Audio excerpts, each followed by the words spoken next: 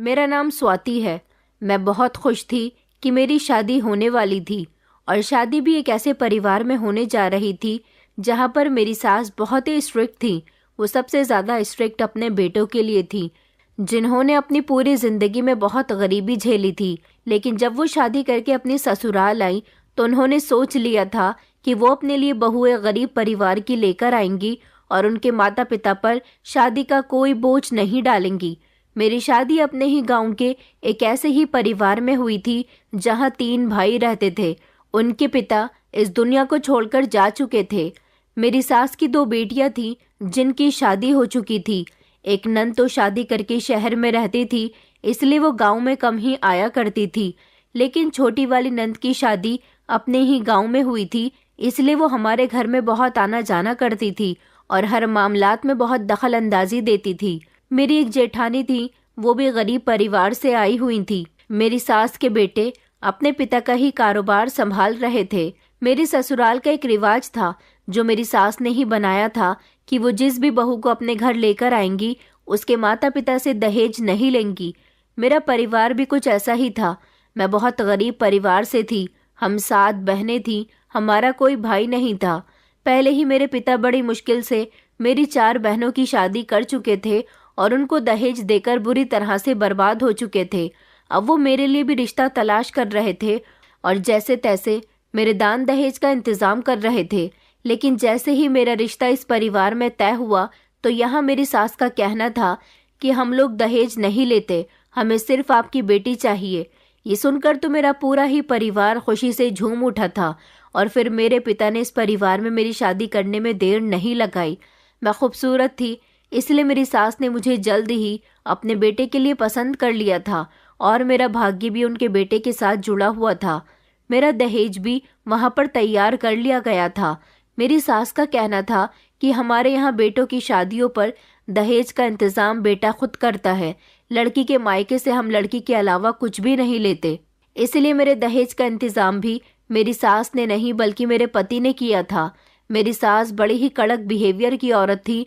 उन्होंने ही अपने घर का ये उसूल रखा हुआ था। उनका कहना था कि लड़की वाले अपनी बेटी की शादी भी करें, दान दहेज भी दे, बेटी भी दे और फिर सबके आगे सर भी झुकाएं। एक समय था जब उनके पिता ने भी बड़ी मुश्किल से उनकी शादी अच्छे घर में करने के लिए ये सब कुछ किया था। जब उनके घर में खाने के लाले पड़े हुए थे, उन्होंने तभी ठान लिया था कि जब मेरे बच्चों की शादी होगी तो मैं अपने घर का उसूल बदल दूंगी और कभी भी किसी गरीब की बेटी जब अपने घर लेकर आऊंगी तो उससे दहेज नहीं लूंगी। वैसे तो ये कहीं का भी रिवाज नहीं है, लेकिन उन्होंने अपने बेटों से पहले ही कह दिया था कि अपने लिए दहेज तुम लोगों को खुद बनाना होगा। जिस बेटे के पास दहेज का इंतजाम हो जाए तो वो मेरे पास खुद आ जाए तो मैं उसकी शादी करवा दूंगी। मेरे पति ने भी 7 साल तक पैसे इकट्ठे किए थे। घर में नॉर्मल इस्तेमाल करने का सामान, फर्नीचर, इलेक्ट्रॉनिक सामान, ये सारी चीज़ें जब तक उनके पास इकट्ठी नहीं हो गई तब तक उन्होंने अपनी माँ से अपने रिश्ते की बात नहीं की थी। यहाँ तक कि उन्होंने अपने लिए अलग कमरा भी बनाया था, क्योंकि मेरे ससुराल के घर में सिर्फ एक ही कमरा था जिस कमरे में मेरी सास ने अपने बच्चों को जवान कर दिया। जब मेरे जेठ की शादी हुई थी तब उन्होंने भी अपने लिए खुद कमरा बनाया था और अब मेरे पति की शादी हुई तो उन्होंने भी अपने लिए अलग से कमरा बनवाया। उस कमरे के अंदर उन्होंने सारा ज़रूरत का सामान रखा था, यहाँ तक कि हर वो सामान रखा जिसकी एक औरत को ज़रूरत होती है या फिर एक परिवार को। इसके बाद उन्होंने अपनी माँ से कहा कि अब मैं शादी करने के लायक हो चुका हूँ, माँ आप मेरी शादी करवा दीजिए। मैंने अपनी शादी के लिए सारा बंदोबस्त कर लिया है। यहाँ तक कि शादी पर होने वाले खर्चे का बंदोबस्त भी मेरे पति ने कर लिया था। मेरे माता पिता की तो खुशी के ठिकाने नहीं थे कि उनकी बेटी का भाग्य इतना अच्छा हो सकता है कि वो खाली हाथी विदा हो जाए और ससुराल भी अच्छा है, पति भी अच्छा है। मेरी ही तरफ के कुछ लोगों को जब ये बात पता चली कि मेरी सास बिना दहेज के अब तक 2 बहुएं घर में ला चुकी है तो मेरे ही रिश्तेदारों ने कहा था कि इसका कोई देवर नहीं है। जिस पर मेरे माता पिता ने उनको बताया था कि हाँ एक देवर है तो, लेकिन अभी वो कुछ कमाता नहीं है, अभी तो शहर से पढ़कर ही आया है। जब वो कुछ कमाने लायक हो तो उसकी शादी तभी होगी। मेरा एक ही देवर था और एक जेठ थे और एक जेठानी। मेरी जेठानी के पास 2 बेटियां थी। जेठ जी का नाम प्रकाश, मेरे पति का नाम दीपक और मेरे देवर का नाम दीप था। हमारे इस गांव में कहीं पर भी कोई स्कूल नहीं था, इसलिए यहाँ पर जिन लोगों को भी शिक्षा चाहिए होती थी वो शहर जाकर पढ़कर आते थे। मेरा देवर भी पढ़ा लिखा था और शहर से बीए कंप्लीट करके आया था। अभी तो फिलहाल मेरे देवर का कोई काम नहीं था, क्योंकि मेरी शादी से 1 महीना पहले ही तो उसकी पढ़ाई पूरी हुई थी और उसकी उम्र भी मेरे पति से सिर्फ 1 साल ही कम थी। वो भी शादी करना चाहता था, लेकिन मेरी सास अभी उसकी शादी नहीं करवाना चाह रही थी। जब मेरी शादी को लगभग 2-3 महीने गुजर गए तो मैंने इस बारे में अपनी सास से कहा कि अगर दीप शादी करना चाहता है तो आप उसकी शादी करवा क्यों नहीं देती, जिस पर मेरी सास और जेठानी हंसने लगी। उन्होंने कहा कि बेटा, अभी वो पढ़ाई करके आया है, पहले कोई अच्छी नौकरी करने लगे, फिर मैं उसकी शादी करवा दूंगी। जब ये सारी बातें हम लोग कर रहे थे तब मेरा देवर वहीं पर मौजूद था। वो अपनी माँ से कहने लगा कि माँ, मैं कल ही शहर जा रहा हूँ और कोई नौकरी तलाश करूँगा। मेरी सास ने कहा कि बेटा, अभी तो तुम्हारी पढ़ाई पूरी हुई है, तुम शहर में रहकर अपनी पढ़ाई पूरी करके आए हो और अब तुम नौकरी भी शहर जाकर ही करना चाहते हो। कोई ज़रूरत नहीं है शहर जाकर नौकरी करने की, यहीं पर कोई नौकरी तलाश करो। ये बात सुनकर मेरे देवर ने अपनी माँ को जवाब दिया कि माँ, मुझे यहाँ कोई अच्छी नौकरी नहीं मिलेगी, मैं इतना पढ़ा लिखा हूँ, मैं शहर में ही नौकरी करना चाहता हूँ। मेरा देवर जिद करने लगा तो मजबूरन मेरी सास ने उसे शहर नौकरी करने की भी परमिशन दे दी थी। इस बार जब वो शहर से 1 महीने के बाद आया तो अच्छे खासे पैसे कमा कर लाया था। मेरी सास ने उससे पूछा भी था कि तुम इतने पैसे कमाने लगे हो, आखिर शहर में ऐसी कौन सी नौकरी कर रहे हो? तो उसने बताया कि माँ, मैं शहर में मेहंदी लगाता हूँ, वहाँ पर मेरी बाजार में एक दुकान है जहाँ मुझे अच्छे खासे पैसे मिल जाते हैं। ये खबर सुनते ही तो मैं हैरान रह गई थी। मुझे अपने देवर की ये बात सुनकर अच्छी तरह से याद आया था कि जब मेरी शादी हुई थी तो उसे मेरी मेहंदी कोई ख़ास पसंद नहीं आई थी और वो मेरी मेहंदी में कमियां निकाल रहा था। मेरे देवर की शक्ल सूरत अच्छी थी और वो नेचर का भी बहुत अच्छा था। उसकी आंखें बड़ी बड़ी थी, नाक बिल्कुल खड़ी थी, रंग बिल्कुल सफ़ेद था। वो अपने दोनों ही भाइयों से बहुत अलग था। मेरी सास ने बताया था कि वो अपने पिता पर गया है, जबकि मेरे पति और जेठ ऐसे नहीं थे, वो अपनी माँ पर गए थे। सच में मेरा देवर बहुत सुंदर था। जब से मैं इस घर में शादी करके आई थी मुझे किसी चीज़ की कोई परेशानी नहीं हुई थी, मैं बहुत खुश थी। कुछ ऐसा ही हाल मेरी जेठानी का भी था। वो ना तो अपने पति की मुझसे कोई बुराई करती थी और ना ही सास की कोई बुराई करती थी। सब लोग अपनी अपनी जिंदगी में बहुत खुश थे। दिन इसी तरह से गुजरते जा रहे थे। कुछ दिनों बाद मुझे पता चला कि मैं माँ बनने वाली हूँ। ये खबर जब घर वालों को पता चली तो सब लोग बहुत खुश हुए थे। इसी तरह दिन गुजरते गए और मैंने एक बेटी को जन्म दिया। बेटी की शक्ल देखकर मेरी सास ज़्यादा खुश नहीं हुई थी, लेकिन ज़्यादा नाराज़ भी नहीं हुई थी।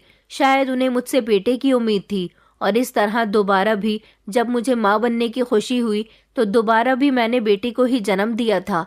इस तरह घर में 4 बेटियां हो गई थी, 2 मेरी जेठानी की और 2 मेरी। इस बार भी मेरी सास ज़्यादा खुश नहीं हुई थी। हाँ, लेकिन मेरे पति खुश थे। और फिर इसी तरह करते करते मेरी 3 बेटियां हो गईं और अब मेरे पति और मेरी सास के चेहरे पर सख्ती साफ नजर आने लगी। उनको अपनी बेटियों से नफरत नहीं थी, वो मेरी बेटियों से बहुत प्यार करते थे, उनका ख्याल भी रखते थे। बहुत ज़्यादा तो नहीं, लेकिन प्यार करते थे। इसी तरह का प्यार मेरी जेठानी की बेटियों को भी मिलता था। दिल ही दिल में मेरी सास की एक ही ख्वाहिश थी कि उनकी कोई बहू तो उन्हें पोते की शक्ल दिखा दे। बस उनकी ज़ुबान पर हम दोनों बहुओं के लिए एक ही बात रहती थी कि अगर बेटा पैदा हो जाता तो अच्छा होता। जिस पर मेरे जेठ उनसे कहते थे कि माँ, ये सब कुछ इन दोनों के हाथ में तो नहीं है, क्योंकि मेरी जेठानी की बेटियों के जन्म के समय भी मेरी सास ने कुछ ऐसी ही बात कही थी। अभी तक इस घर में बेटे का कोई नामो निशान नहीं था, यहाँ तक कि मैं चौथी बार फिर से प्रेग्नेंट हुई और मुझे ऐसा ही लग रहा था कि मुझे फिर से बेटी ही होने वाली है, क्योंकि हर औरत को खुद अपनी कंडीशन से पता चल जाता है कि क्या होने वाला है। मेरी हर बार तबीयत ऐसे ही खराब हुई थी और इस बार भी इसी तरह से तबीयत खराब हो रही थी जैसे कि पहले हो चुकी थी। हमारे गांव की औरतों का कहना था कि जब औरत बेटी को जन्म देने वाली होती है तो उसका वजन बढ़ जाता है और जब बेटे को जन्म देने वाली होती है तो उसकी तबीयत खराब रहती है।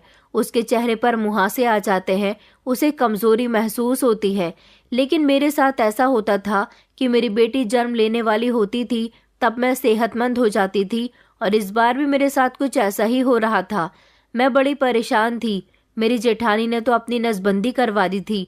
उनका कहना था कि उन्हें बच्चे नहीं चाहिए, इसलिए उनके बच्चे नहीं होते थे, और अब वो अपने दोनों बेटियों पर ही ध्यान दिया करती थी। उन्होंने कहा था कि कोई बात नहीं, बेटा नहीं है तो क्या हुआ, मेरी ये बेटियां ही मेरा बेटा है। वो तो ये बात बड़ी आसानी से कह दिया करती थी, लेकिन मेरे दिल में अपनी सास को खुश करने के लिए ये कमी हमेशा रहती थी। मेरे जेठ कभी भी अपनी माँ से सेटिस्फाइड नहीं हुए थे। उनका यही कहना होता था कि बेटियां और बेटे पैदा करना किसी औरत के हाथ में नहीं होता, ये तो ऊपर वाले की अपनी मर्जी होती है कि वो किसी को बेटा दे और किसको बेटी दे। वो मेरे पति की तरह नहीं सोचते थे, उनकी सोच बहुत अलग थी। मेरे पति की सोच बिल्कुल अपनी माँ से मिलती जुलती थी। वो वही सोचा करते थे जैसा उनकी माँ सोचती थी, इसलिए वो भी यही चाहते थे कि उनके पास एक बेटा हो। मेरे पति को हर बात का आइडिया था। वो कर तो कुछ नहीं सकते थे, लेकिन उनके कड़कपन से और उनकी बातों से मुझे लगता था कि वो भी वही सब कुछ कहना चाहते हैं जो उनकी माँ चाहती है। फिलहाल गुजरते हुए समय के साथ मेरा देवर हर महीने 2 दिन के लिए घर पर आ जाता था, और अब हमें पता चल चुका था कि वो शहर में एक मेहंदी आर्टिस्ट है। वो महीने में जितने भी पैसे कमाता था उसमें से आधे पैसे मेरी सास के हाथ पर रख देता था। वो घर में सबसे छोटा था और अपनी माँ का सबसे ज्यादा लाडला था, इसलिए मेरी सास हर बार उसे रोकती थी और कहती थी कि बेटा तुम इतने पढ़े लिखे हो और काम तो मेहंदी लगाने का करते हो। मेरे देवर ने कहा कि माँ कुछ भी करता हूँ, लेकिन आपको पैसे तो लाकर देता ही हूँ, आप मेरे लिए लड़की तलाश करो, मैं शादी करना चाहता हूँ। ये बात सुनते ही मेरी सास हैरान रह गई थी। उन्होंने कहा कि जैसे शादी तुम्हारे और तुम्हारे भाइयों ने की है ऐसे ही तुम भी कर लो। लेकिन उसका कहना था कि दोनों भाइयों ने अपने बलबूते पर शादी कर ली है, अब कम से कम मेरी शादी तो आप करवा ही सकती हो। मेरी सास कहने लगी कि हाँ करवा दूंगी। तुम्हें क्या लगता है कि तुम शहर जाकर मेहंदी लगाते हो, मुझे 5 या 6 हजार रुपए महीने में लाकर दे देते हो, तो उससे तुम्हारी पत्नी के लिए दान दहेज इकट्ठा हो जाएगा। जैसे तुम्हारे दोनों भाइयों ने सामान इकट्ठा किया है, अपना अलग कमरा बनाया है, ऐसे ही तुम्हें भी शादी करनी होगी। मेरा देवर उनसे बहुत जिद कर रहा था, जिस पर मेरी सास ने कहा कि मेरे लिए तीनों बेटे एक समान है। जिस तरह दोनों बेटों ने अपनी शादी की है, उसी तरह से तुम्हें भी अपनी शादी खुद अपने ही बलबूते पर करनी होगी। मैं किसी के साथ कोई भेदभाव नहीं करना चाहती। जब उनके लिए एक उसूल है तो वही उसूल तुम्हारे लिए भी है। तुम्हारे भाइयों ने सालों तक सामान इकट्ठा किया और उसके बाद शादी की है, तुम भी शुरुआत कर दो। जितनी जल्दी दहेज तैयार कर लोगे अपना, तब कमरा तैयार कर लोगे, उतनी ही जल्दी तुम्हारी शादी हो जाएगी।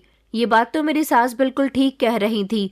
वो अपने छोटे बेटे की शादी अगर खुद कर देंगी तो फिर बड़े बेटों के साथ तो नाइंसाफी हो जाएगी। यहाँ इस घर में मेरे देवर से ज्यादा पढ़ा लिखा कोई नहीं था।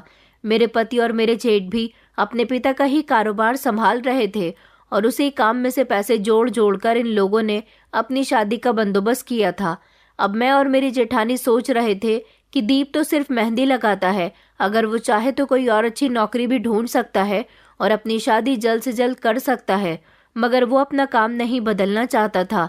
अपनी माँ की बातें सुनकर मेरे देवर को गुस्सा आ गया और उसने कहा कि ठीक है माँ, मैं पैसों का इंतजाम करता हूँ। मैंने सोचा कि इस बार वो जरूर मेहंदी लगाने का काम छोड़कर शहर में कोई अच्छी नौकरी तलाश कर लेगा। अगले महीने जब वो आएगा तो शायद ज्यादा पैसे लेकर आए, लेकिन अगले महीने जब वो आया तो उसके पास पहले के जितने पैसे भी नहीं थे, बल्कि वो तो बहुत बीमार हो गया था, और इस बार वो महीना पूरा होने से पहले भी आ गया था। मेरी सास उसके लिए बहुत परेशान हुई थी। मेरे पति और जेठ ने उसका गांव में ही इलाज करवाया, उसे मलेरिया हो गया था। मेरी सास उसकी तबीयत खराब होने से बहुत डर गई थी। ऊपर वाले की कृपा से कुछ दिन बाद वो ठीक हो गया था, तो फिर से शहर जाने की जिद करने लगा। लेकिन मेरी सास ने कह दिया था कि अब तुम कहीं नहीं जाओगे, जो भी करना है यहीं रहकर करोगे। वो बार बार यही कहता था कि यहाँ रहकर मैं कोई नौकरी नहीं कर सकता। मेरी सास कहने लगी, वैसे भी तुम कोई इतनी खास नौकरी नहीं करते हो, मेहंदी ही तो लगाते हो, वो तो तुम यहाँ पर भी लगा सकते हो। अब मैं तुम्हें कभी शहर नहीं जाने दूंगी, वहाँ तुम्हारा ख्याल रखने वाला कोई भी नहीं है। मेरा देवर कुछ दिनों तक तो यहाँ खाली रहा था, लेकिन उसके बाद फिर भी उसने कोई और नौकरी तलाश नहीं की। वो अब हमारे गांव के बाजार में जाकर अपनी मेहंदी की दुकान खोलने लगा था और वहां पर मेहंदी लगाने लगा था। उस पर हम सब लोग हंसने लगे थे कि भला उससे यहाँ कौन मेहंदी लगवाएगा और मेहंदी लगाकर वो कितने पैसे कमा सकता है। इस तरह तो उसकी शादी में सदियों लग जाएंगी। मेरी सास भी अपने बेटे के इस काम पर हंस रही थी। उन्होंने कहा कि बेटा, इस तरह तो मुझे लगता है कि इस जन्म में मैं तुम्हारी शादी कभी नहीं देख पाऊंगी। तुम पहले शहर जाकर भी मामूली से पैसे लेकर आया करते थे और अब गांव में तो तुम्हें बिल्कुल भी पैसे नहीं मिलेंगे। तुम जानते हो कि यहाँ कोई भी मेहंदी आर्टिस्ट मेहंदी नहीं लगाता। यहाँ तो घर घर रहने वाली लड़कियां ही एक दूसरे के मेहंदी लगा देती हैं, और वो भी फ्री में। तो फिर कोई क्यों तुम जैसे लड़के से पैसों में मेहंदी लगवाएगा। मेरा देवर कहने लगा, माँ, छोटे मोटे काम करने वाले लोग कभी कभी ज्यादा अमीर हो जाते हैं। आप गोलगप्पे खाने वाले के पास बड़ी सी गाड़ी में बैठकर जाते हैं, लेकिन जब उस गोलगप्पे वाले की आमदनी का पता लगाया जाए तो वो हमारी सैलरी से बहुत ज्यादा होती है। हम कहते हैं कि कोई 20,000 रुपये महीना कमाने वाला इंसान बहुत पैसे कमा रहा है और किसी अच्छी नौकरी पर लगा हुआ है, लेकिन उसकी पर दिन की जो आमदनी होती है वो किसी मजदूर से भी कम है, जबकि मजदूर तो लोगों के घरों में काम करके पैसे कमाता है। मेरी सास ने दीप से कहा कि अच्छा ठीक है, तुम्हें जो करना है कर लो। तुम्हारी शादी तो तभी होगी जब तुम अपने लिए सब कुछ खुद ही करोगे। मेरे देवर ने ये काम जारी रखा। वो गांव के बाजार में जाकर अपनी छोटी सी दुकान कुर्सी और टेबल रखकर बना लिया करता था और वहां पर मेहंदी लगाने का काम करने लगा था। शुरू शुरू में तो उसके पास बहुत कम पैसे आते थे, लेकिन धीरे धीरे वो बहुत ज्यादा फेमस होने लगा। वो औरतों और लड़कियों की मेहंदी लगाया करता था। वैसे देखा जाए तो उसका काम इतना भी बुरा नहीं था। वो बहुत सुंदर मेहंदी लगाया करता था और उसका हाथ मेहंदी लगाने में बहुत तेज चलता था। उसका यही शौक था, लेकिन ये शौक मुझे थोड़ा अजीब लगता था क्योंकि मेहंदी ज्यादातर लड़कियां लगाती हैं। एक दिन ऐसा हुआ कि उसने गांव की एक शादीशुदा औरत की मेहंदी लगाई जो कि बांझ थी और उसके यहाँ औलाद पैदा नहीं हो रही थी। उसके हाथ की मेहंदी लगवाने के बाद ही उसे खबर मिली कि वो माँ बनने वाली है, जबकि वो 7 साल से बांझ थी। उसने कहा कि मैंने तो अपने हाथों पर इस लड़की से मेहंदी लगवाई, तभी मुझे माँ बनने की खबर मिल गई। इस तरह ये बात फेमस होने लगी कि वो जिस भी बांझ औरत के हाथों पर मेहंदी लगाता है उसको संतान की खुशी प्राप्त होती है और संतान भी बेटे के रूप में मिलती है। मुझे लगा कि ये सब बेकार की बात है, ऐसा कुछ नहीं होता। लेकिन हर दूसरे तीसरे घर से यही बात और यही आवाजें आ रही थी कि जिस महीने मेरे देवर से वो लोग मेहंदी लगवाती हैं उसी महीने उन्हें माँ बनने की खुशी मिल गई। मेरे यहाँ भी बच्चा होने वाला था क्योंकि मैं चौथी बार गर्भवती थी। जब आखिरी समय आया तो मैंने फिर से बेटी को जन्म दिया, मतलब कि चौथी बेटी, जो कि अब 2 महीने की हो चुकी थी और मैं बहुत ज्यादा परेशान थी। मेरा देवर तो 20 साल की उम्र में ही गांव में बहुत ज्यादा फेमस हो गया था। उसके पास पैसों की भी कोई कमी नहीं थी, क्योंकि जिस औरत के यहाँ भी बेटा पैदा होता तो फिर मेरे देवर को खुशी में कोई ना कोई महंगा तोहफा दे दिया करती थी। और अब तो मेरे देवर ने मेहंदी लगाने का चार्ज भी बहुत ज्यादा कर दिया था। औरतें दूर दूर से उससे मेहंदी लगवाने के लिए आ रही थी।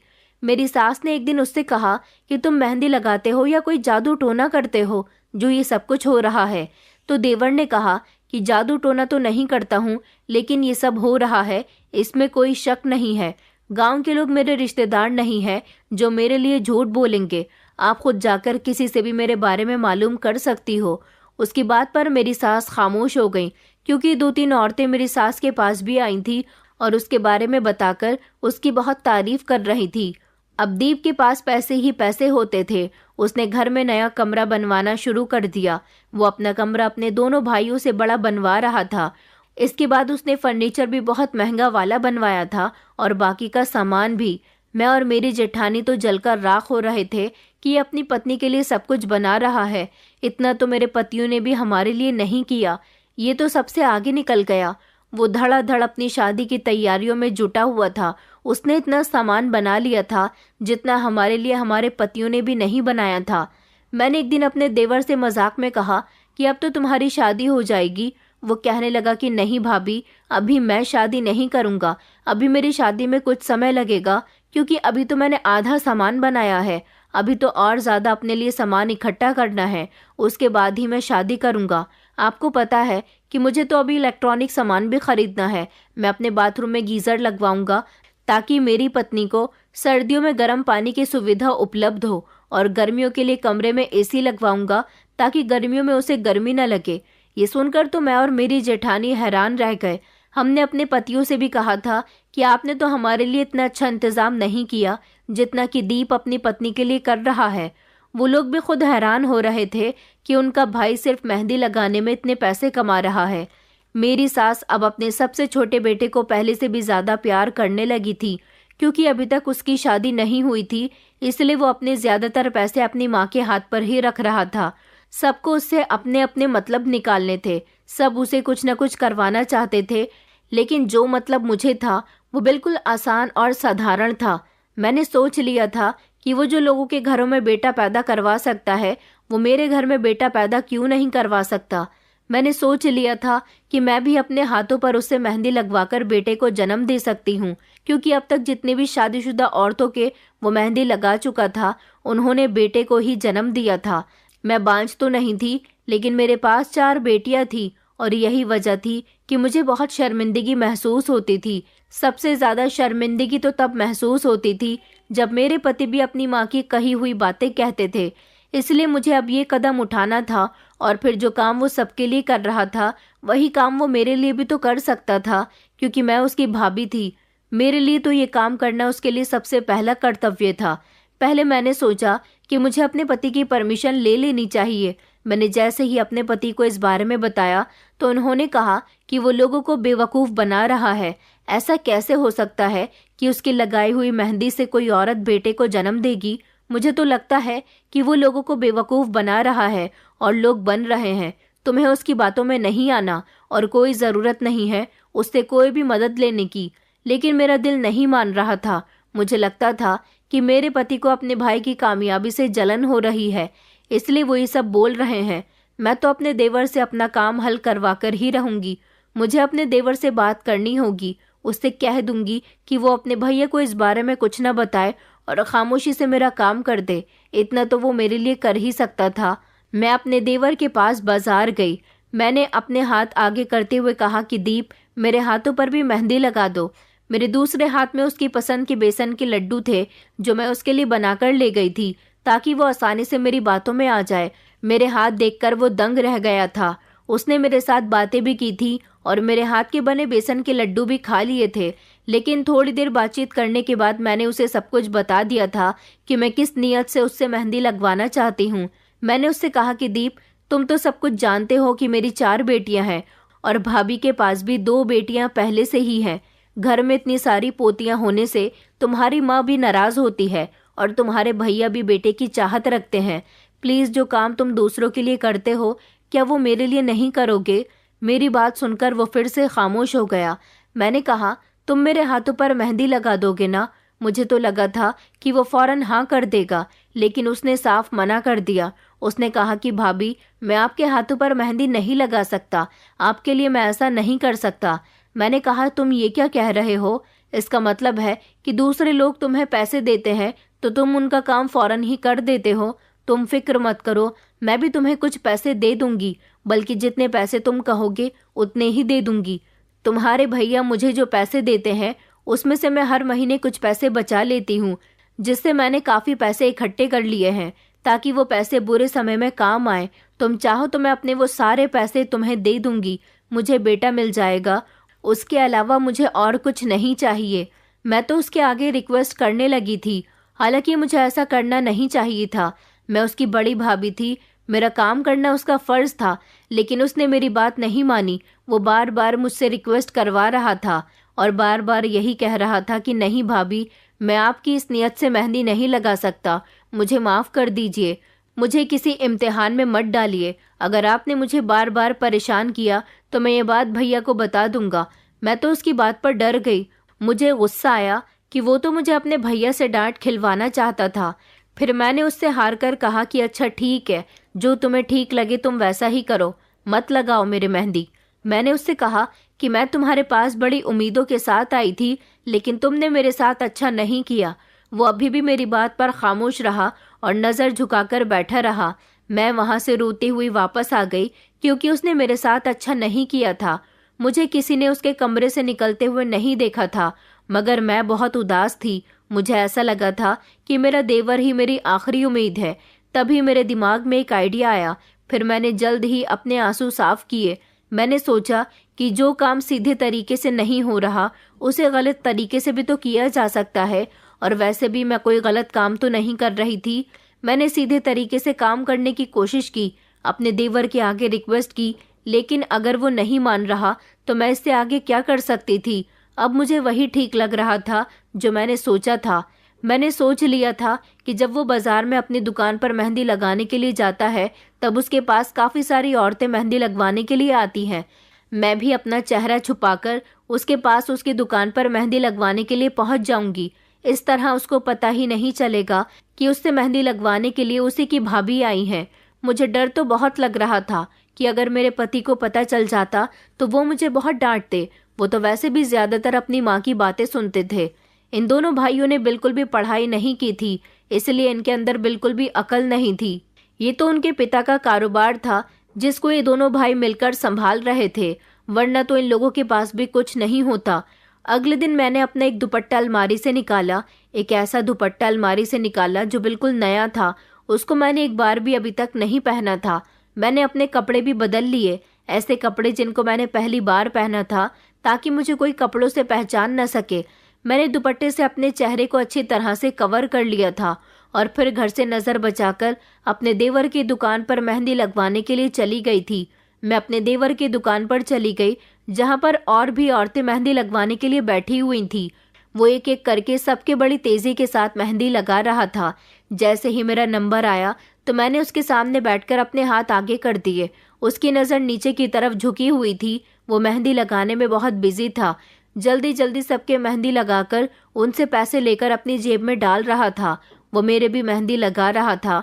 उसने मेरे हाथों पर बहुत सुंदर मेहंदी लगाई थी। वो मुझे नहीं पहचान सका कि मैं उसकी भाभी हूँ। फिर मैं मेहंदी लगवाकर खामोशी से अपने घर वापस आ गई थी।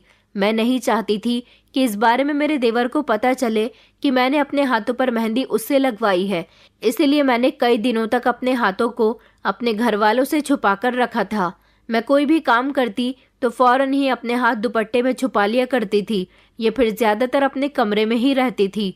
फिर मैं कामयाब रही। ये सब करते हुए मुझे बहुत डर लगता था, क्योंकि अपने ही घर वालों से अपने हाथों को छुपाना बड़ी मुश्किल का काम था। लेकिन ऊपर वाले की कृपा से सब कुछ ठीक हो गया। मेरे हाथों पर मेहंदी बहुत अच्छे से रचकर आई थी। दिन इसी तरह से गुजरते गए। कुछ दिनों बाद मेहंदी का रंग भी हाथों से उतर गया, लेकिन जैसे ही मेरे हाथों से मेहंदी का रंग उतरा तो मुझे माँ बनने की खुशी फिर से मिली। इस खबर ने तो मेरे होश उड़ा दिए थे। मैं खुशी के मारे सबको यही बताना चाहती थी कि ये सब कुछ इसी वजह से हुआ है। लेकिन फिर मैंने सोचा कि सब लोग कहेंगे कि तुमने ये सब कुछ कैसे करवाया, इसलिए मैं किसी को कुछ नहीं बता सकी। मैं दिल ही दिल में बहुत खुश थी। इस बार प्रेगनेंसी में मेरी तबीयत बहुत ख़राब चल रही थी और इस हिसाब से मैंने अंदाज़ा लगा लिया था कि इस बार तो मुझे बेटा ही पैदा होगा। बेटियों के समय मेरी तबीयत इतनी ख़राब नहीं होती थी। मैंने यही सुना था कि तबीयत ख़राब हो तो बेटा जन्म लेता है। मेरे साथ वो सारी कंडीशंस हो रही थी जो बेटे के जन्म के समय होती हैं। मेरी सास को भी इस बात का अंदाज़ा हो रहा था और उनके दिल में भी उम्मीद की किरण जाग रही थी। वो मेरा बहुत ख्याल रखने लगी थी।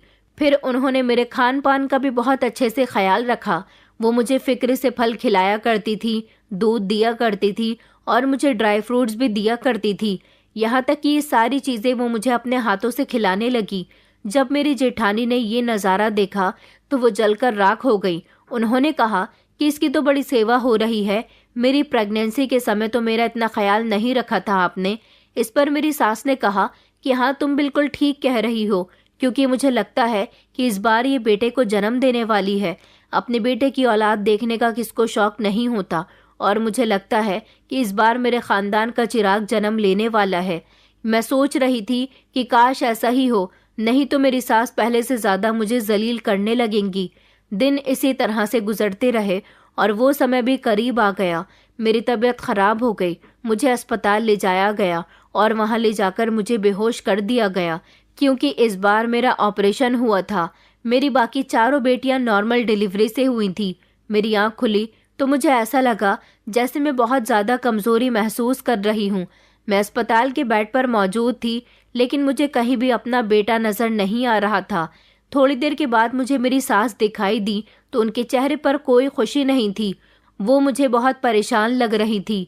मुझे लगा कि शायद इस बार भी मैंने बेटे को जन्म दिया है। मैंने अपनी सास से पूछा कि क्या हुआ माँ जी, आप इतनी परेशान क्यों लग रही हो? उन्होंने कहा कि कुछ नहीं। मैंने उनसे पूछा कि बेटा हुआ है या बेटी? वो बड़े उदास होकर कहने लगी कि बेटा हुआ है। मैं हैरान रह गई थी कि बेटे की खबर सुनकर तो उन्हें खुशी से उछल जाना चाहिए था, मगर वो तो बड़े ही उदास शब्दों में मुझे ये बात बता रही थी। मैंने अपनी सास से कहा कि माँ जी, इस बार तो बेटा हुआ है, आप मुझे खुश क्यों नहीं लग रही हो? जबकि ये खबर सुनकर तो मेरी आंखों में खुशी के आंसू छलक उठे थे। उन्होंने मेरे रिएक्शन देखकर कहा कि तुमने बिल्कुल भी ठीक नहीं किया, तुम्हें ऐसा नहीं करना चाहिए था। तुम हमारे परिवार की बहू हो, मगर तुमने तो अपने ही परिवार में छी। ये कहकर वो खामोश हो गई। मैं अपनी सास की किसी बात का कोई मतलब नहीं समझी। मैंने कहा, आप ये क्या कह रही हो? मेरी कुछ समझ नहीं आ रहा। मुझे लगा कि कहीं उन्हें मेहंदी वाली बात तो पता नहीं चल गई, लेकिन अगर मैंने ऐसा किया था तो इसमें कोई बुराई नहीं थी। मैंने कोई चोरी डकैती तो नहीं की थी। इस तरह तो मेरी सास को पोता भी मिल गया था, मगर मुझे ऐसा लगता था कि बात कुछ और है। 3 दिन के बाद मुझे अस्पताल से डिस्चार्ज कर दिया गया था, लेकिन इन 3 दिनों में एक दिन के लिए भी मेरा पति मेरे सामने नहीं आया था और ना ही मुझे मेरा बेटा दिखाई दिया था, क्योंकि मैं खुद को भी संभालने के काबिल नहीं थी। मैं बहुत कमज़ोर हो गई थी। जब मैं घर आई तो मैंने देखा कि मेरे पति घर में मौजूद हैं और उनके पास मेरा बेटा था। मैंने अपने पति की तरफ देखकर कहा कि आपको बहुत खुशी हुई होगी अपने बेटे को देखकर। देखिए, हमारा परिवार अब पूरा हो गया। ऊपर वाले ने हमें बेटा दे दिया। लेकिन मेरे पति ने कुछ ऐसा कहा जिसे सुनकर मुझे अपने कानों पर विश्वास नहीं हो रहा था। मेरे पति ने कहा कि तुमने मेरे साथ अच्छा नहीं किया, मैं तुम्हें डिवोर्स दे दूंगा। उन्होंने कहा कि मुझे तुमसे ऐसी उम्मीद नहीं थी कि तुम मेरे साथ ऐसा करोगी, तभी तो तुम उसकी इतनी तारीफें करती थी और उसके आगे पीछे घूमती रहती थी। और उस दिन तो मैंने तुम्हें उसके कमरे में बेसन के लड्डू भी ले जाते हुए देखा था, लेकिन फिर भी मैंने तुमसे कुछ नहीं कहा। तुमने मुझे बहुत बड़ा धोखा दिया। 4 बेटियों की माँ होने के बावजूद भी तुम्हें ऐसा करते हुए शर्म नहीं आई? मैंने अपनी मोहब्बत में तुम्हारे लिए कौन सी कमी छोड़ दी थी? मैं तुम्हें कभी माफ नहीं करूंगा। ये अपना बेटा तुम अपने ही पास रखो, ये मेरा बेटा नहीं है, और चली जाओ मेरे घर से। मैं तुम्हारी शक्ल भी नहीं देखना चाहता। अपने पति के मुंह से ऐसी बातें सुनकर मैं दंग रह गई थी। मेरे पति ने मुझे डिवोर्स देने को कहा था और अब वो मुझे अपने घर से निकाल रहे थे। मैं सोच में पड़ गई थी कि आखिर उन्हें ऐसा भी क्या पता चल गया था जिसकी वजह से वो मेरे साथ ये सब कुछ कर रहे थे। अगर उन्हें मेरे देवर से मेहंदी लगवाने वाली बात पता भी चल गई थी तो ये कोई इतनी बड़ी भी बात नहीं थी जिस पर वो मुझे डिवोर्स ही दे दे। उन्होंने कहा कि तुम इस घर में दोबारा अब कभी मत आना, तुम मेरे दिल से उतर चुकी हो, यहाँ से निकल जाओ। मगर मैं वहीं खड़ी हुई रो रही थी और हैरान नजरों से सबको देख रही थी। मैंने अभी तक अपने बेटे को नहीं देखा था। उन्होंने एक ही झटके से मेरा बेटा मेरी गोद में थमा दिया और कहने लगे कि लो, इसे भी अपने साथ लेकर जाओ। मेरी नज़र जैसे ही मेरे बेटे के चेहरे पर पड़ी तो मेरे पैरों तले से ज़मीन निकल गई थी। मैं आंखें फाड़ फाड़ कर उसे देख रही थी। उसकी आंखें बड़ी बड़ी थी, नाक बिल्कुल खड़ी थी और वो बेहद ही गोरा था। उसका रंग रूप, उसका चेहरा, उसके चेहरे की बनावट बिल्कुल मेरे देवर पर गई थी। ये लोग समझ रहे थे कि ये बेटा मेरे देवर का है। मैंने सबको मेहंदी वाली बात बता दी थी, लेकिन मेरी इस बात पर किसी को भी कोई यकीन नहीं हुआ, क्योंकि मेरे देवर को भी सब लोग बहुत डांट रहे थे। उसकी क्लास लग चुकी थी। उसने सबको बताया था कि जो आप लोग सोच रहे हो ऐसा कुछ भी नहीं है, बल्कि जो मैं करता हूँ वैसा भी कुछ नहीं होता। मैं तो लोगों की सिर्फ मेहंदी लगाता हूँ। मैंने कुछ लोगों को पैसे देकर ये झूठ बोलने के लिए कहा था। गांव की कुछ औरतों को मैंने पैसे दिए ताकि वो घर घर जाकर मेरी पब्लिसिटी करें। वैसे भी कोई बात अगर फैलानी हो तो किसी एक औरत को बता दो, उसके बाद वो बात दूसरी औरत के पास जाती है और फिर तीसरी औरत के पास। उसके बाद कोई भी बात आग की तरह फैल जाती है। दरअसल हुआ ये था कि जब मैं शहर में मेहंदी लगाया करता था तो वहाँ मैं ही नहीं बल्कि और भी लड़के थे जो लड़कियों के और औरतों के मेहंदी लगाया करते थे। इसलिए मैं सिर्फ इतने ही पैसे कमा पाता था जितनी मेहंदी मैं लगाया करता था। मेरी कोई सैलरी बंधी हुई नहीं थी। जब मैं घर आया तो माँ ने कहा कि शादी करने के लिए तुम्हें अपना अलग से बंदोबस्त करना होगा, लेकिन मेरे पास इतने पैसे नहीं थे। और फिर माँ मुझे शहर जाने भी नहीं दे रही थी, क्योंकि मैं वहाँ पर ही मेहंदी लगाकर थोड़े बहुत पैसे कमा पा रहा था। यहाँ मैंने बाजार में जब अपनी मेहंदी की दुकान खोली तो वहाँ मुझसे कोई भी मेहंदी लगवाने के लिए नहीं आ रहा था। लेकिन एक दिन मेरे पास सरपंच जी की बेटी आई और कहने लगी कि मैं आपको काफ़ी दिनों से तलाश कर रही हूँ। दरअसल मुझे आपसे मेहंदी लगवानी थी। जिस शहर में मेहंदी आप लगाया करते थे वहीं पर मेरी एक दोस्त भी रहती है। उसने भी आपसे मेहंदी लगवाई थी तो उसे आपकी लगाई हुई मेहंदी बहुत पसंद आई थी। उसे पता चला कि आप मेरे ही गांव के हो तो उसने मुझे फ़ोन करके बताया कि मैं शहर आकर आपसे मेहंदी लगवा लूँ। फिर मुझे पता चला कि आप शहर में नहीं हो, और वैसे भी मेरे पिता मुझे शहर भेजना नहीं चाहते थे।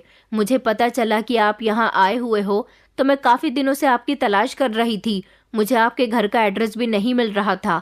अब मुझे पता चल गया कि आप यहाँ पर मेहंदी की दुकान खोलकर बैठे हो। उसने मुझसे मेहंदी लगवाई और काफ़ी बड़ी रकम मुझे देकर चली गई थी।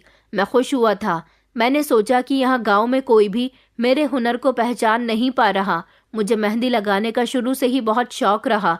मैं शहर में पढ़ाई करने के साथ साथ कॉलेज की लड़कियों की मेहंदी लगा दिया करता था और उनसे थोड़े बहुत पैसे भी ले लिया करता था। लेकिन अब मुझे अपना कारोबार करना था और शादी भी करनी थी, इसलिए मुझे ज़्यादा पैसों की ज़रूरत थी। मैं फिर से काफ़ी दिनों तक तलाश करता रहा कि कोई तो मुझसे मेहंदी लगवा ले। इसी तरह एक दिन मेरे पास एक औरत आई। उसने मुझसे मेहंदी लगवाई और वो मेहंदी लगवाते लगवाते मुझसे बातें भी कर रही थी। वो किसी अमीर घर की लगती थी। वो बहुत ही परेशान थी। उसने व्रत रखा हुआ था। उसने मुझे बताया कि वो हर महीने सोमवार का व्रत रखती है। किसी ने उसे बताया है कि 21 सोमवार तक व्रत रखने से उसको संतान प्राप्त होगी। उसने मुझे ये भी बताया था कि उसकी सास ने उसका जीना दुश्वार कर दिया। उसकी शादी को 7 साल हो गए थे, मगर अभी तक उसके यहाँ कोई औलाद नहीं हुई थी। उसकी सास हमेशा उसे बांझ कहा करती थी और उसका पति भी उसे छोड़ना चाहता था। कहता था कि मैं दूसरी शादी कर लूँगा, मगर वो औरत बहुत लाचार थी। वो चाहती थी कि कुछ भी करके उसके यहाँ औलाद हो जाए, इसलिए लोग उसे जैसा कहते वो वैसा ही कर लिया करती थी। वो जब जब सोमवार का व्रत रखती थी तो मेहंदी ज़रूर लगाया करती थी। लेकिन इस बार जब वो मेरे पास मेहंदी लगवाने के लिए आई थी तो ना जाने क्यों मैंने उसके रोते हुए आंसू देखकर उसे तसल्ली दी और कहा कि मैडम जी, आप रो नहीं। इस बार आपको ऊपर वाला निराश नहीं करेगा। आपको औलाद का सुख ज़रूर प्राप्त होगा। हर बार आप दूसरे लोगों से मेहंदी लगवाती हो, इस बार आप मेरे पास मेहंदी लगवाने के लिए आई हो। मेरी ये मेहंदी बहुत ही स्पेशल है।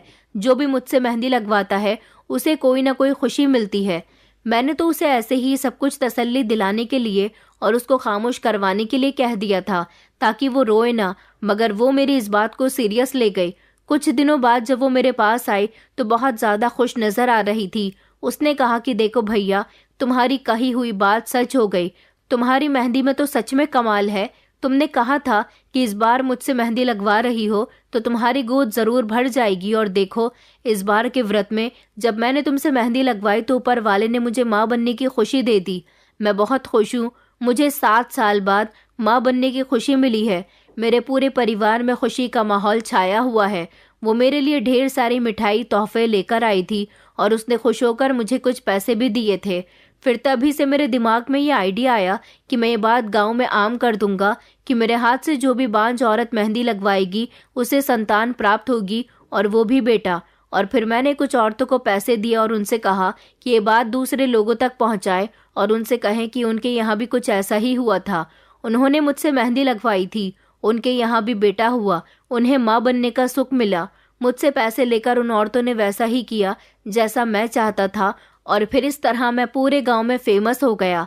जो लोग मेरे पास आया करते थे उनमें से कुछ औरतों को गुड न्यूज़ मिली। इससे लोगों को यकीन हो गया कि मेरे हाथ से बांझ औरतें मेहंदी लगवाएंगी तो वो गर्भवती हो ही जाती हैं। इस तरह ये बात आम हो गई और दूर दूर से मेरे पास औरतें मेहंदी लगवाने के लिए आने लगी। कुछ की प्रार्थना ऊपर वाले ने सुन ली तो कुछ की नहीं सुनी, लेकिन इस सब में मेरा काम बहुत अच्छा चलने लगा। मेरे पास ढेर सारे पैसे आने लगे। औरतें खुश होकर मुझे ढेर सारे पैसे देकर जाती थी और मेहंदी के चार्ज भी मैंने ज़्यादा कर दिए थे। लेकिन आप लोग समझ रहे हो कि मेरा और भाभी का कोई संबंध है? ऐसा कुछ भी नहीं है। भाभी मेरी माँ समान है और अगर आप लोगों को ऐसा लगता है कि भैया का बेटा भैया का नहीं बल्कि मेरा है, तो आप लोग गलत सोच रहे हो। यह आप लोगों की बेवकूफ़ी है। आप लोग पढ़े लिखे नहीं हो, इसलिए इस तरह की बातें कर रहे हो। भैया, अगर आपको इस बारे में पता लगाना है कि ये बच्चा किसका है, तो आप डीएनए टेस्ट भी करवा सकते हो। डीएनए टेस्ट से ये बात क्लियर हो जाएगी कि ये बच्चा आपका है या फिर मेरा।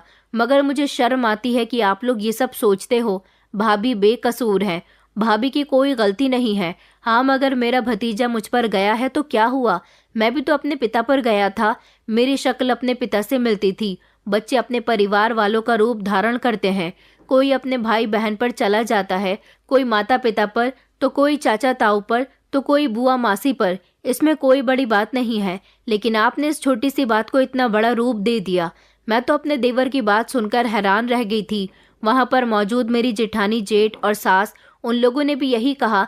तो फिर करवाओ डीएनए टेस्ट और पता लगाओ कि ये बच्चा किसका है। डीएनए टेस्ट की रिपोर्ट भी करवा ली गई थी, लेकिन रिपोर्ट अभी 3 दिन बाद आनी बाकी थी।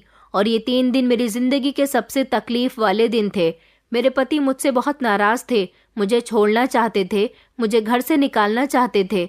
मैं बार बार प्रार्थना कर रही थी कि ऊपर वाला मेरे हक में फैसला करे। एक तरफ बेटे की माँ बनने की खुशी थी, तो दूसरी तरफ पति से अलग होने का गम था। मैं बार बार भगवान से प्रार्थना कर रही थी कि सब कुछ ठीक हो जाए। मेरा देवर मुझे यही तसल्ली दे रहा था कि भाभी सब कुछ ठीक हो जाएगा। जब रिपोर्ट आई तो ये बात क्लियर हो गई थी कि ये बच्चा मेरे पति का ही है। ये बात जब डॉक्टर को पता चली कि हम लोगों ने डीएनए टेस्ट इसलिए करवाया है, तो डॉक्टर ने भी मेरे ससुराल वालों को बहुत डांट लगाई थी और कहा था कि आप जैसे अनपढ़ लोग इस तरह की ही मनगढ़ंत बातों पर शिकार होते हैं। इसलिए कहते हैं कि पढ़ना लिखना बहुत ज़रूरी है। जाहिर सी बात है, जब माँ और पिता से मिलकर बच्चा बनता है तो वो या तो अपने पिता के परिवार वालों का रूप लेता है या फिर अपनी माँ के परिवार में से किसी का रूप लेता है। और कुछ बच्चे तो हर परिवार के मेंबर का मिश्रण होते हैं, जिसके शरीर का एक एक हिस्सा किसी न किसी मेंबर पर गया होता है। डॉक्टर की बात सुनकर मेरी सास और पति बहुत शर्मिंदा हो रहे थे। मुझे अपने पति से ऐसी उम्मीद नहीं थी। मैंने अपने पति से बोल दिया था कि अगर आप मुझे छोड़ना चाहते हो तो ठीक है, मैं यहाँ से चली जाऊंगी। लेकिन मेरे पति ने मुझसे माफ़ी मांगी और कहने लगे कि मुझे माफ़ कर दो, मैं गलतफहमी का शिकार हो गया था। मेरी सास भी बहुत शर्मिंदा हो गई थी। अपना घर बसाने के लिए मैंने उन्हें माफ़ कर दिया था। गलती तो हर किसी से हो जाती है। मैं साथ ही अपने देवर की भी शुक्रगुजार थी, जिसने सबके दिमाग में ये बात डाल दी थी, जिससे सच्चाई सबके सामने आ गई। मेरा देवर अभी भी मेहंदी लगाता है और ऊपर वाले की कृपा से उसका काम आज भी बहुत अच्छा चल रहा है। कहते हैं कि इंसान के लिए शिक्षा हासिल करना बहुत ज़रूरी है, क्योंकि जो लोग शिक्षा हासिल नहीं करते वो बेवकूफ़ी में आकर बहुत से ऐसे काम कर देते हैं जिनके बारे में उन्हें पता भी नहीं होता। उन्हें जो दिखाई देता है वो उस पर ही विश्वास करते हैं। दोस्तों, उम्मीद करती हूँ आपको हमारी कहानी पसंद आई होगी। कहानी पसंद आई है तो वीडियो को लाइक करें, चैनल पर नए हैं तो चैनल को सब्सक्राइब करें और हाँ, नोटिफिकेशन बेल को ज़रूर दबाएं ताकि अगली अपडेट सबसे पहले आपको मिले।